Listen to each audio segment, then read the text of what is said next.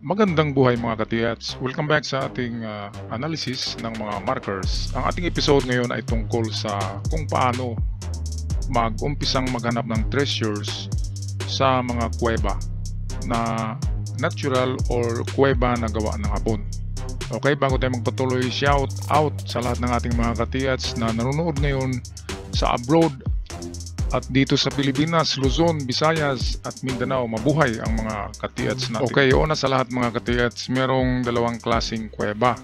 Ito ang kuwebang sarado at kuwebang bukas ang entrance.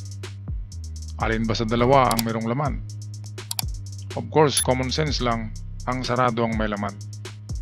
At ang bukas ay ano lang yan, yung tinatawag na decoy para doon tayo papasok.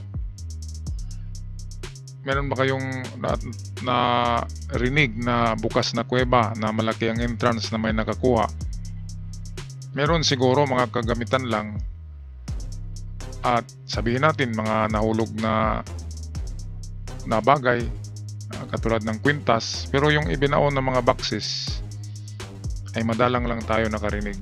Karamihan ng nakuha talaga ay sa sarado na kuweba, yung talagang sinilyuhan yung entrance, nilagyan ng malalaking bato. Okay, at meron ding dalawang klaseng kuweba. Merong kuweba na subterranean, yung pababa ang ating pasok at doon ang chamber sa baba. At meron ding kuweba na ganito lang, yung level lang sa lupa. At pagpasok natin ay diretso-diretso tayo, hindi tayo bababa. So hindi siya subterranean, hindi sa ilalim ng lupa, diretso lang siya. Yan ang mga magagandang kuweba kasi hindi ka na bababa. At itong ang risk ay konti lang. Okay, so ito umpisahan natin kasi marami tayong pumapasok sa kuweba. Okay, tip ng father ko ay sa kuweba, kapag malinis ang dingding ng kuweba, yung parang masarap pa hipu-hipuin, yan, ang mga kuwebang yan ay mayroong nakatagong chamber or kwarto sa kanyang dingding lang. Sinarado ang dingding, pinatsing na parang original. At ang pag-ano niyan, pag-detect sa ito yan, treasure sa dingding. Yan, side view yan. Nasa dingding yan. Ang pag-detect niyan ay gagamit kayo ng, kung naalala nyo yung sa COVID, yung parang baril na may degree Fahrenheit, magbabasa siya ng init. Yun ang thermal gun. Thermal gun, parang thermal scanner ng proton. Diba? Bili kayo ng mas mahal doon, yung pang-industrial thermal gun. Kasi yun ang industrial thermal gun, yun ang ginagamit sa paghanap ng mga naputol na wires sa mga dingding na konkreto. So ginagamit sa industry, ganun din sa gold. Kapag hindi ganong malalim ang pagkalagay sa wall, ay pwedeng ma-detect siya ng thermal gun. Okay, ang thermal gun ay ma-search nyo yan sa ma-search nyo sa Google, thermal gun. I-search nyo lang industrial kasi mayroong thermal na pang COVID lang. Walang kakwinta-kwinta yun. Yung pang industrial. Ngayon, pangalawang method, kung wala kayong thermal gun, ay kapag sensitive ang inyong palad, ang inyong palm, hipuin nyo lang ang bawat dingding at tandaan nyo ang temperatura. At kapag mayroon kayong mahipo na mas warm na kunti kaysa halimbawa dito inipo nyo itong buong ito at malamig siya, and then paghipo nyo dito sa may nakatago, medyo warm kasi yan, may pagkakaiba ng temperatura. Pero kung hindi tayo sanay diyan, hindi natin malalaman. So pwedeng hipuin lang ng kamay kung sensitive ang inyong kamay. Malalaman nyo na ang dingding ng kuweba ay mayroong chamber or kwarto. Okay, so ito na. Ilan bang treasure ang pwedeng nakatago sa kuweba? Merong apat. Ito ang numero 1, ang number 1, ang entrance. Sa entrance lamang ng kuweba ay merong 3 to 5 meters. Yan ang mga distansya. Diyan lang yan talaga sa entrance. At hindi yan malaking deposito. Maliliit lang yan. Ang purpose niya ng hapon ay para madali ang recovery. At mababaw lang yan. Nasa 1 meter lang ang lalim. Kaya sukatin nyo 3 to 5 meters kapag pumasok kayo ng saradong kuweba. Sinara dito, ito nilagyan to ng malaking bato. Pagpasok nyo 3 to 5 meters, test dig kayo dalawa, 3 and 5. Test dig lang ng 2 meters or 1.5. Ayan, yan karamihan ang giveaway. Ngayon, yung pangalawa, yung sa dingding. Ito, binutasan nila ang dingding ng kuweba, and then nilagyan ng parang chamber. At nilagay doon, medyo malaki-laki na yan, marami-rami na. Pwedeng isang tonelada, 1 ton ang laman. Yung Golden Buddha ni Rogelio Ruas, sa ano yun sa dingding yun. Konkretong dingding ng kuweba, pinasabog nila ng dinamita. At ang tumambad, Golden Buddha, kasama may mga boxes of gold. Big deposit yon, hindi yon medium, hindi rin small. Sa dingding tinago dito. Ngayon, ang measurement niyan ay kalahati sa dead end. Ito yung dead end niya. At kalahating distansya rin sa entrance. So kalagitnaan. Yan ang treasure sa dingding. Ngayong pangatlong klaseng treasure ay ito. Pangatlo ito.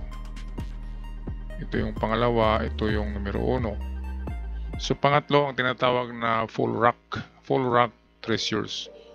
Nilagay yan sa parang semento talaga, minasa, nilagyan ng mga karamihan dyan gemstones, yung magagaan lang para hindi nahuhulog. Kasi kung gold ang ilalagay nila dito, mabigat, pwedeng mahulog. Kaya nilagay dyan ay mga diamonds, gemstones, sapphire, ruby, emerald, ganyan. At medyo magaan lang siya, kaya siya hawakan ng kisami ng kuweba. Nilalagyan lang yan ng lock sa gilid, sinimento, para hindi mahulog. So mahalataan nyo, pag tingnan nyo ay kakaiba siya na hugis sa ibabaw ng bato ng kisami ng kuweba. Parang gumanon siya, oh. May bumukol sa kisami ng kuweba. Pwedeng full rock treasures. Ngayon, hanapin nyo ang dead end. Ito. Bato yan, akala nyo dead end na yan, pero yan ay silyadong treasure vault. Ito na yung malaking item. So big deposit na ito. Pang-apat na location ng treasure sa kuweba. Problema lang ito, hindi natin alam na akala natin dead end. Kasi lupa na ito, bato, lupa. Akala natin na dead end. Yun pala ay makapal na silyo sa chamber. Narito ang big deposit ito. Okay, karamihan ng treasure sa kuweba ay may marka yan sa entrance ng mga ganito, or sa labas ng kuweba or sa bunganga ng kuweba ay may mga ganitong sign. Muka na yung mata ay nakatingin sa loob, pagong nakatingin sa loob, ibon nakatingin sa loob, number 3, number 5, at ito ang ibig sabihin na ang Emperor treasure ay nasa dingding. Ito nasa dingding ang Emperor treasure. Ang heart ay pointer. Okay, tingnan natin sa top view ating layout. Ito yan ang top view para lalong maintindihan. So treasure number 1, ito yun, galing sa entrance, 3 hanggang 5 meters. Tested dyan. So number 1. Number 2 treasures inside the cave ay treasure in the wall or sa dingding. gumawa sila ng chamber. Hinukay nila ito at sinarado muli, sinimento, at hindi siya mahalata. Ito top view ito, baka maguluhan kayo. Ito yung full rock treasure, ito yung kanina. Sa ibabaw to sa kisame. Ito yan o, ito yan. Ito yung number 3, number 2 pala ito. Itong dito. At number 4 sa dead end, ito yung dead end, dingding ng kuweba. Akala natin dead end. Pero pag binutas natin yan, makita natin ang deposito sa likod nito. Merong secret room or chamber. So may kakapalan 2 meters ang itong hinarang diyan na kung hindi simento ay mga bato na malalaki. Okay, so yan lang ang aking pag-analyze mga katiyat sa mga treasure sa kuweba. Siya nga pala ito, kung nahalata nyo, ay kalagitnaan siya ng kuweba. Yan ang treasure sa dingding. At itong full rock treasure naman ay malapit siya sa dead end. Okay, kaya kung sarado na kuweba ang napasok nyo, malaking porsyento na mayroong laman. Pero kapag bukas na ito, malaking porsyento na nakuha na or decoy lamang ang kuweba. Kapag mga bukas na kuweba, yung sadyang binuksan talaga nila, ang item niyan ay sa labas nakabaon. So tingnan nyo ang labas ng kuweba kung merong century tree doon sa malapit lang sa century old tree ang pagbaon niyan. At kung meron namang malaking bato sa left side ng kuweba, sa left side kasi ang karamihan, halimbawa dito left side, may malaking bato, diyan lang under sa malaking bato. At kung walang malaking bato, bukas na kuweba, pwede rin itesdig pa rin ninyo ang left side, ang left kaliwa na side ng kuweba. So kung makaharap kayo sa butas ng kuweba, ito yung kuweba, ito yung kuweba. So ang hukay ay dito sa left, sa kaliwa. Distansya niyan ay common, nasa 3 to 5 meters sa kaliwa ng harapan ng kuweba, kung ang kuweba ay bukas. Alright, so yan lang ang ating analysis ng mga treasure in the cave. Ako'y magpapaalam na mga katiyats. Good luck sa inyong lahat dyan at ingat kayo.